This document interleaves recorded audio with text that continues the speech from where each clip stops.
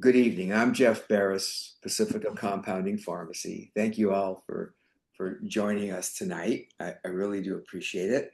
Got a lot of people interested in low dose naltrexone. And tonight I have my special guest, Alan Cash, is going to talk about mitochondrial dysfunction and some of the possibilities of the product that he's synthesized. The mod was 100%.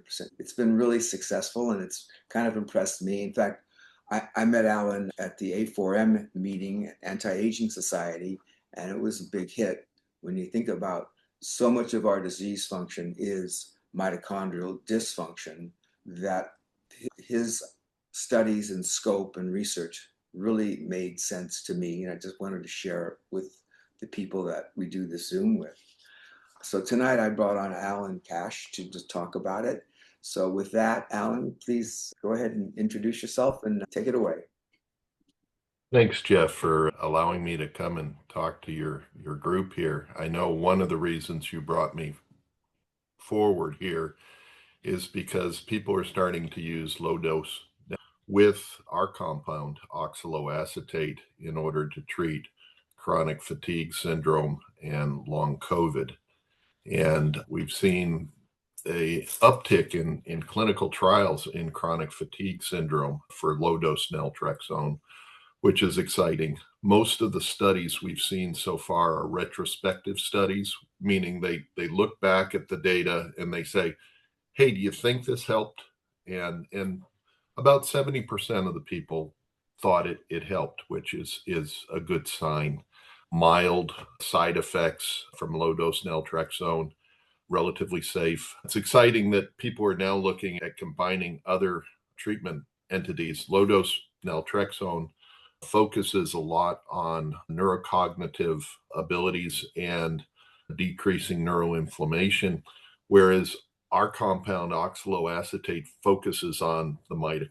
And what the mitochondria are, they're little organelles that are in the cytosol of the cell, and they take in some of the components of glucose that your cell takes in and burns it with oxygen in order to get 36 ATP, which are the currency of your cell's energy. ATP is used to do all the cellular functions that need to be done. One of the things we've seen recently is that in long COVID patients and chronic fatigue patients, and indeed some cancer patients, is that energy metabolism is messed up. Instead of pushing the glucose down into the mitochondria to burn it and get all that ATP, that 36 ATP, instead it's fermenting in the cytosol, making lactate. So you'll see lactate levels increase quite a bit. And it only produces 2 ATP for each molecule of glucose that comes in. So the difference in energy is enormous. The reason your cell does that is because it might need that quick energy to have repairs. If the cell is damaged in any way, it's going to turn on that cell danger response and go for that very quick energy so that it can make repairs. But a lot of people with fibromyalgia, long COVID, ME/CFS can't seem to turn off that system. And so they have huge energy deficits that affects both physical and mental functioning. And so combining oxaloacetate with low dose naltrexone is starting to gain momentum. Is there a recommended? Oxaloacetate for treating chronic fatigue syndrome and long COVID is a medical food. So there's nutritional supplements that are meant to keep healthy people healthy, and those dosages are fairly low, 100 to 200 milligrams a day. There's drugs, which is a monopoly to treat a certain condition that the FDA has recognized. And in between, there's a very, very narrow category called medical foods. And oxaloacetate fits into that category because Cornell University did a study showing that chronic fatigue syndrome patients have a statistically lower oxaloacetate level in their blood plasma. So we're renewing that amount of oxaloacetate as a food.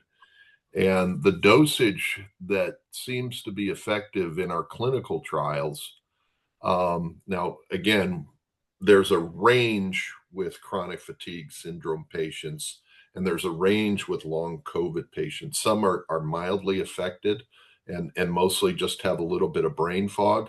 Others are restricted to their bed, so very severe. We did not test the very severe patients because it's hard to get a test that shows difference because they're already off the scale for fatigue. So we looked at mild to moderate patients, and some of them had had chronic fatigue syndrome for up to 30 years, if you can imagine that. And what we saw is we started with a dosage of 2 of our 500 milligram capsules a day. Then we went to 4, and then we went to 6. So 1,000 milligrams, 2,000 milligrams, and 3,000 milligrams.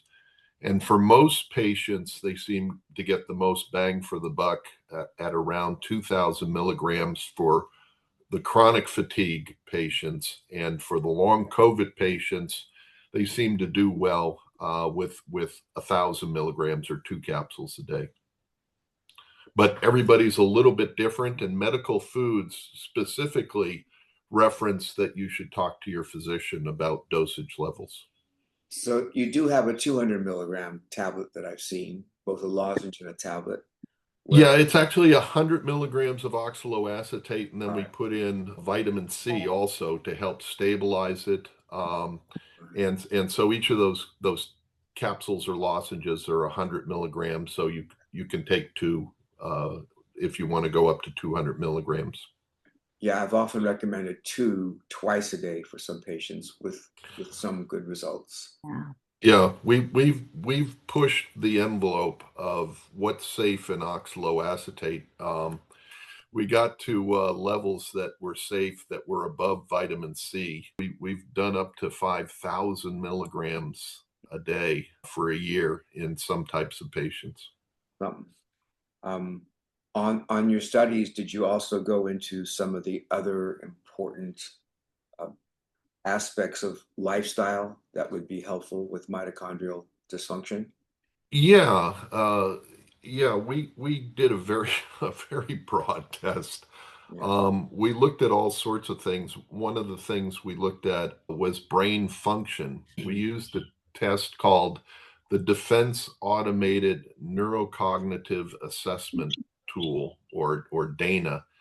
And it's a tool that has 3 different tests that measure how fast your brain works and how effective your brain is in making decisions and doing judgment calls. It was developed by the Department of Defense, by the Navy actually, for sailors that had PTSD.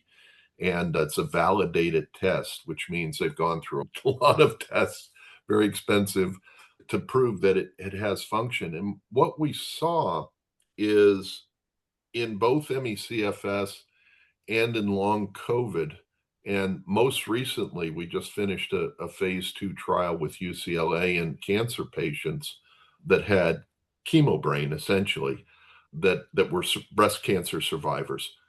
We see this increase in brain function with oxaloacetate. It takes about a month to see, and then it gets a little bit better the next month, and then it pretty much stabilizes at a 10 to 12% improvement in brain function.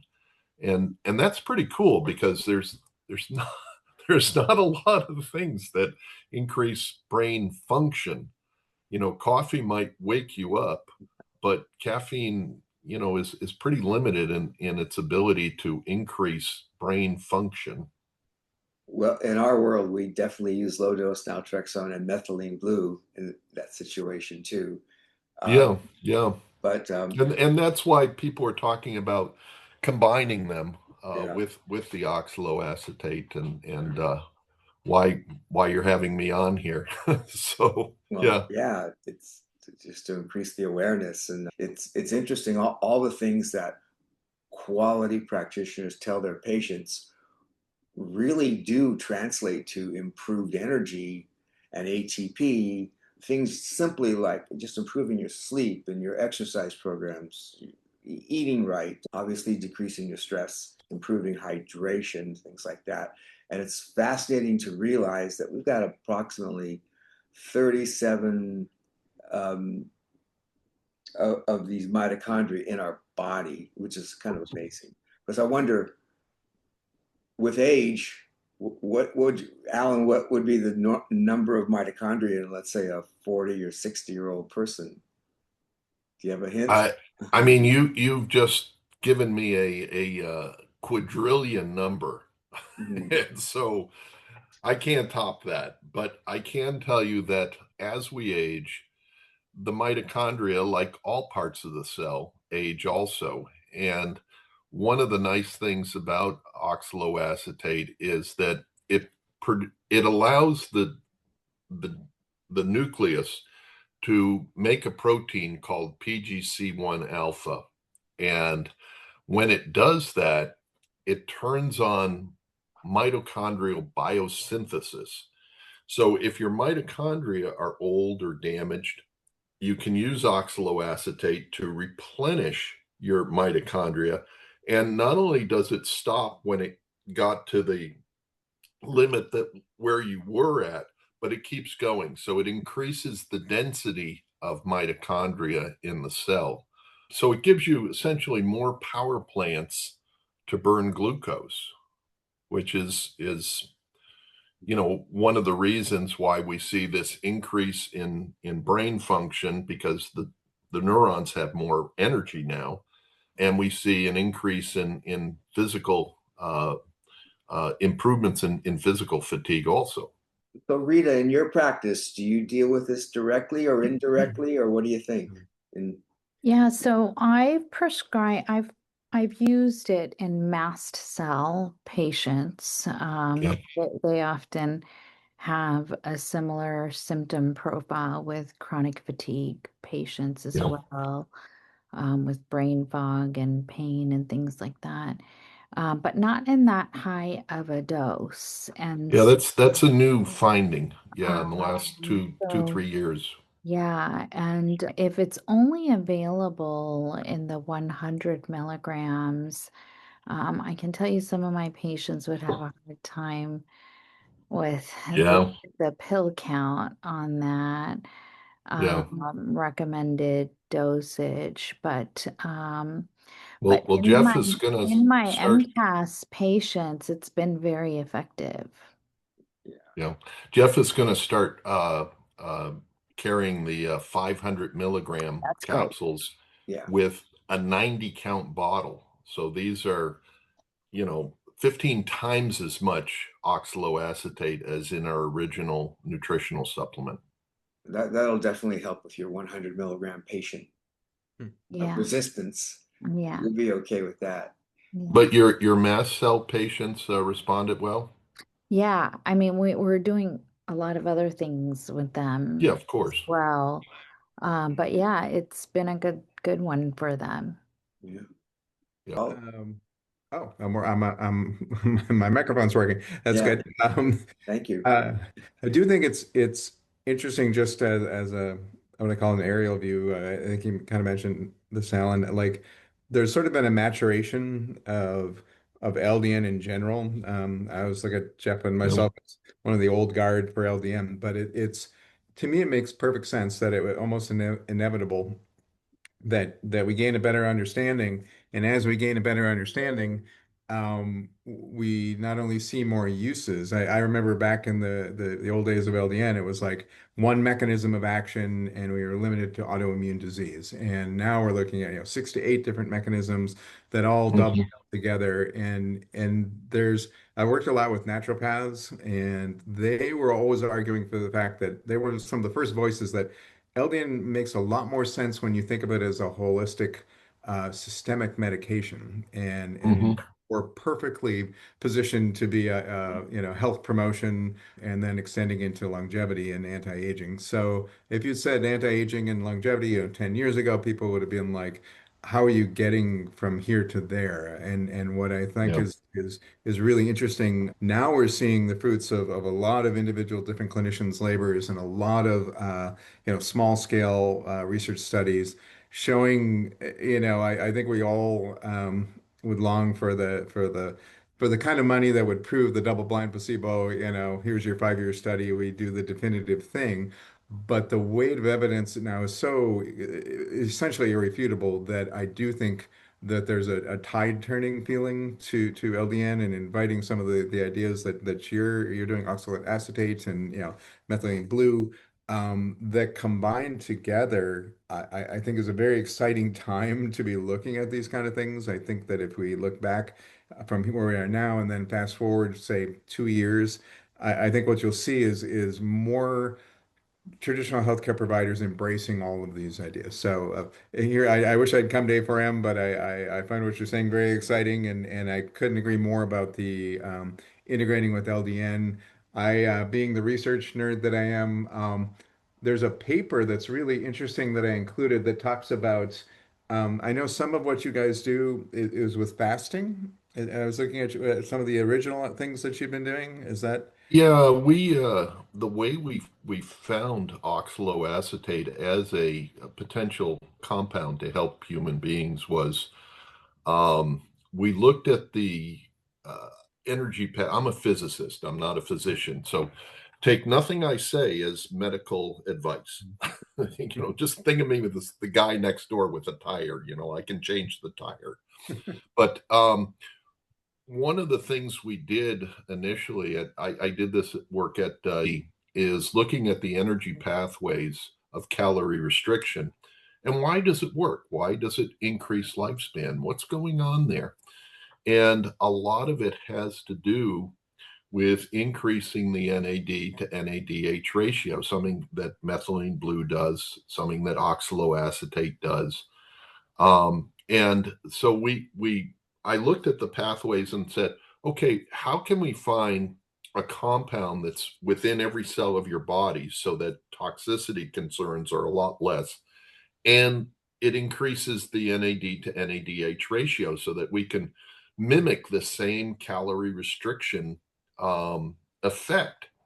And we came up with oxaloacetate because when it goes into the cell, it reacts to malate, which you find in apples and things like that. But more importantly, it takes NADH, and so that changes the ratio of NAD plus to NADH. And the first person who actually measured that was a guy named Hans Krebs back in the 60s. He's like the Krebs cycle guy, and so he saw a 900% increase in the NAD to NADH ratio when he added oxaloacetate to the cells, and it only took 2 minutes. I mean, it was just like, so I brought this idea to a biochemist because, like I said, I'm a physicist. I don't know anything about biology.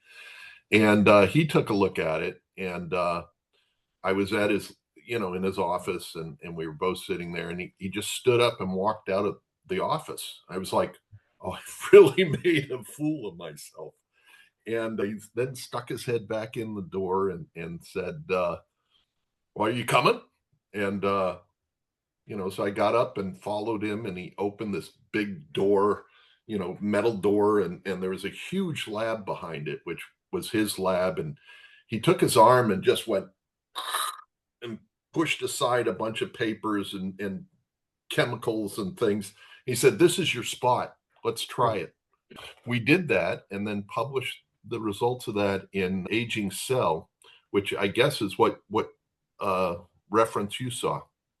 Oh my gosh, wow, do you that's maybe this doesn't tie in directly, but there's always been sort of this theoretical maximum about 120 human years. I mean, I don't know if you've ever seen that quoted. Like if we we're able to deal with some of the chronic diseases and decrease inflammation. And what is our optimal lifespan? And I've heard that figure. Do you guys ever look at where this could take everybody? I mean, if you were to project out in the future.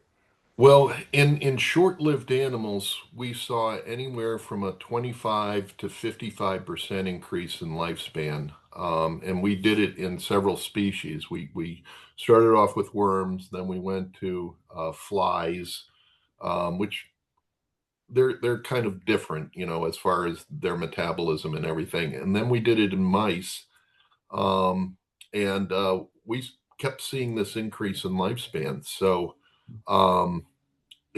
we thought maybe this would make an interesting nutritional supplement. And so we looked through the literature to see, has anyone tried this? And we found a clinical trial in Japan in 1968. They extracted oxaloacetate from a plant, Eunomias alata Sieb, which is like a Christmas colored plant. It's very pretty. But they extracted oxaloacetate from it, and they gave it to type 1 and type 2 diabetics. And what was interesting is they saw a 25% reduction in fasting glucose levels, the same thing you would see as if they were calorie restricted. Yeah. So I actually flew to Japan and brought the paper with me, and I found the university. It was in Fukushima, which had other problems later on with nuclear reactors and whatnot. But the university at that time, that hadn't happened yet. And I found the department and I said, "Is this your paper?" And they said, "Oh, yes, that is." And luckily they spoke English, because my Japanese is limited to things like sake and sushi. So I